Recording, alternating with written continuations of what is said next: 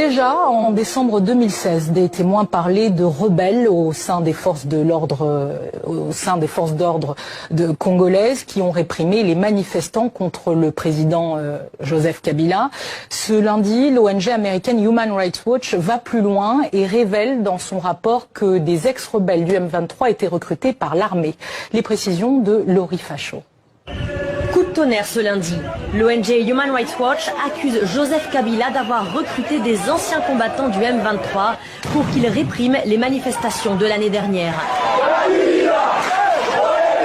62 personnes sont mortes alors qu'elles réclamaient le départ de Joseph Kabila, qui refusait alors de quitter le pouvoir après son deuxième et dernier mandat autorisé par la Constitution.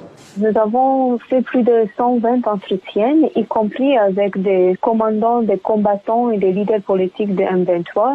Ils nous ont expliqué comment ils ont été recrutés. Ils ont reçu des ordres explicites de faire tout pour étouffer les manifestations. Nous avons aussi parlé avec 9 officiers des forces de sécurité congolaises qui eux aussi ont confirmé comment ce recrutement a eu lieu. Les rebelles du M23 ont commis des violations des droits humains entre 2012 et 2013 avant de déposer les armes et de signer un accord de paix avec le gouvernement fin 2013.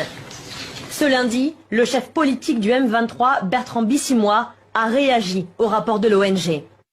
Concernant le rapport de Human Rights Watch, nous précisons que le gouvernement de RDC a saboté la mise en œuvre des déclarations de Nairobi pour recruter clandestinement quelques déserteurs et indisciplinés radiés du M23 pour des activités que nous ignorons. Les combattants du M23 ont été recrutés alors qu'ils étaient exilés en Ouganda et au Rwanda, selon l'ONG. Voici le témoignage de 2 d'entre eux.